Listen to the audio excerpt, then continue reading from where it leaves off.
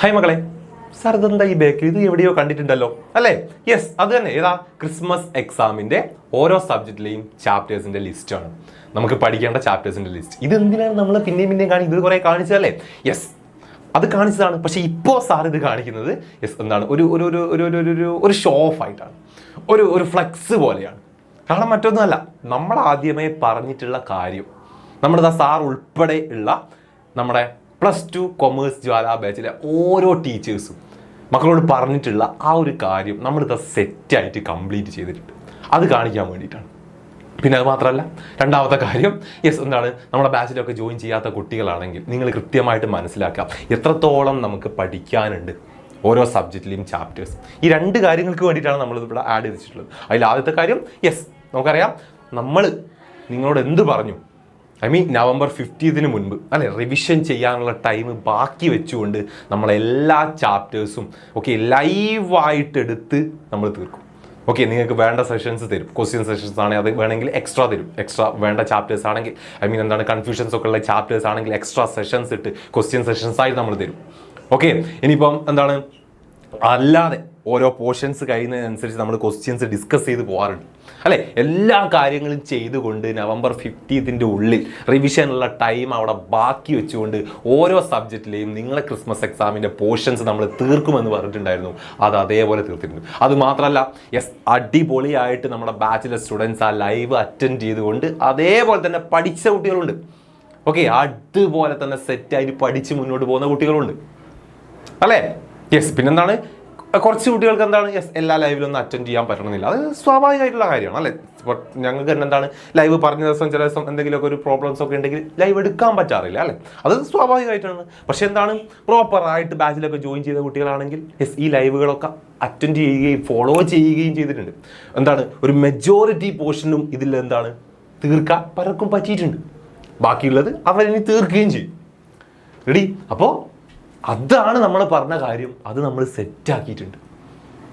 ഇനിയിപ്പോൾ നമ്മുടെ ബാച്ചിലില്ലാത്ത സ്റ്റുഡൻസ് ആണെങ്കിൽ നിങ്ങൾ കൃത്യമായിട്ടൊന്ന് ആലോചിച്ച് നോക്കി, ഇതിൽ എത്ര കാര്യങ്ങൾ നിങ്ങൾ പഠിച്ചു, അല്ലെങ്കിൽ സ്കൂളിലെടുത്ത് തീർത്തു എന്നല്ല, അപ്പോൾ എത്ര കാര്യങ്ങൾ നിങ്ങൾ പഠിച്ചു അത് നിങ്ങൾ നോക്കുക. നമ്മുടെ അക്കൗണ്ടൻസി +2 അക്കൗണ്ടൻസി നമുക്കറിയാം, ആകെ 3 ചാപ്റ്ററുകളാണ് വരുന്നത്. അഡ്മിഷൻ നമുക്ക് ഓണം എക്സാമിൻ്റെ പോർഷൻസിലുണ്ട്, അതിൻ്റെ ബാക്കി ക്രിസ്മസ് എക്സാം പോർഷൻസിലുണ്ട്. അപ്പോൾ ആദ്യത്തെ 3 ചാപ്റ്ററിലും എത്രത്തോളം നിങ്ങൾക്ക് ഈ ചാപ്റ്ററുകളിൽ നിന്ന് നിങ്ങൾ പഠിച്ചു ഓർത്ത് നോക്കുക. എല്ലാ സബ്ജക്റ്റൊന്നും സാർ ആഡ് ചെയ്തിട്ടില്ല. അടുത്തത് എക്കണോമിക്സ് ആണ്. എക്കണോമിക്സിലും ഇത്രയും പോർഷൻസ് ആണ് നമുക്ക് എന്നുള്ളത് ക്രിസ്മസ് എക്സാമിന് വേണ്ടി പഠിക്കാനുള്ളത്. ബാക്കിയുള്ളത് നമുക്ക് നമ്മൾ ഡിസംബറോടെ സെറ്റാക്കും. ഡിസംബറോടെ നമ്മൾ തീർക്കും.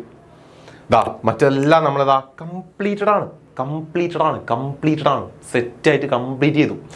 അതേപോലെ തന്നെ ബിസിനസ് സ്റ്റഡീസ് നമ്മളിതാ മാർക്കറ്റിംഗ്.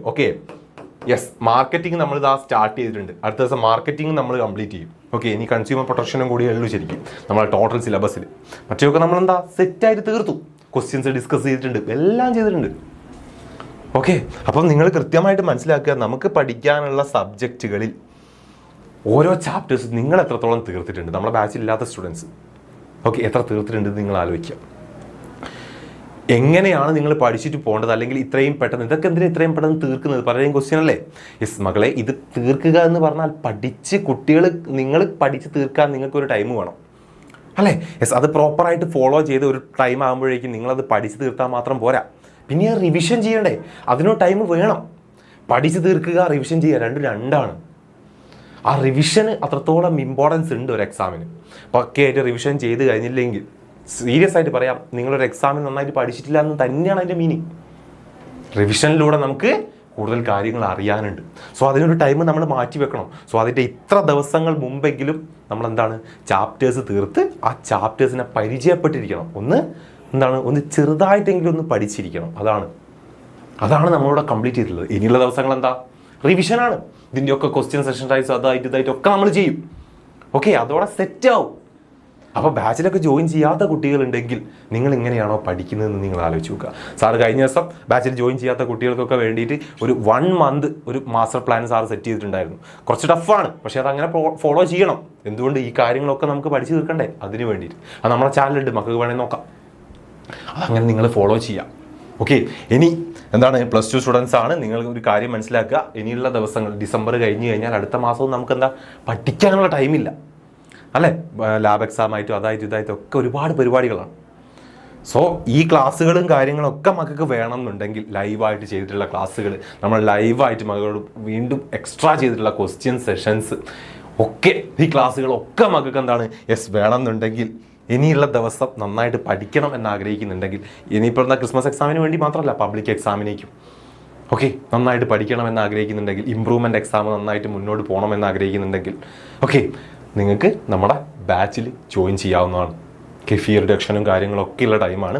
നമ്മൾ എല്ലാ കാര്യത്തിനും നമ്മുടെ ബാച്ച് മക്കളെ കൂടെ ഉണ്ടാവും. അപ്പോൾ എന്താണ് നല്ല മാർക്ക് +2 വാങ്ങണമെന്ന് ആഗ്രഹിക്കുന്ന മക്കളുണ്ടെങ്കിൽ ബാച്ചിൽ ജോയിൻ ചെയ്യാം. നമുക്ക് അടിപൊളിയായിട്ട് തന്നെ പഠിക്കാം. എന്താണ് ഇനിയും നമുക്ക് എന്താ പോർഷൻസ് ഉണ്ടല്ലേ, പബ്ലിക് എക്സാമിൻ്റെ പോർഷൻസ് ഓരോ സബ്ജക്റ്റിൽ നമുക്ക് തീർക്കാറുണ്ട്. അത് നമുക്ക് സെറ്റായിട്ട് പഠിക്കണം. ഓക്കെ, അതിൻ്റെ കൂടെ ക്രിസ്മസ് എക്സാമിൻ്റെ പോർഷൻസും ഒക്കെ നമുക്ക് ഇനിയും റിവൈസ് ചെയ്യണ്ടേ. പബ്ലിക് എക്സാമിനേക്ക് ക്രിസ്മസ് എക്സാമിൻ്റെ പോർഷൻ അവിടെ പഠിച്ച് തീർക്കണോ, അല്ല ഓണം എക്സാമിൻ്റെ പോർഷൻസ് റിവൈസ് ചെയ്യണ്ടേ. എല്ലാം റിവൈസ് ചെയ്യാനുണ്ട്. അപ്പം പ്രോപ്പറായിട്ട് സിസ്റ്റമാറ്റിക് ആയിട്ട് ഇനി പഠിക്കണം, നല്ല മാർക്ക് വാങ്ങണം എന്ന് ആഗ്രഹിക്കുന്നുണ്ടെങ്കിൽ നിങ്ങൾ ബാച്ചിലൊക്കെ ജോയിൻ ചെയ്ത് സെറ്റായിട്ടിരിക്കുക. ഇനിയുള്ള ഓരോ ദിവസവും നമുക്ക് വിലപ്പെട്ടതാണ്, നിങ്ങൾ മനസ്സിലാക്കുക. ഓക്കെ, അപ്പം പഠിക്കാനുള്ള എത്രത്തോളം കാര്യങ്ങളുണ്ട് എന്നതിനെക്കുറിച്ച് കൃത്യമായി ബോധ്യപ്പെടുക. എന്നിട്ട് ഇനിയുള്ള ടൈം ഓരോന്നും അതിനനുസരിച്ച് യൂസ് ചെയ്ത് പഠിക്കുക. Okay, by.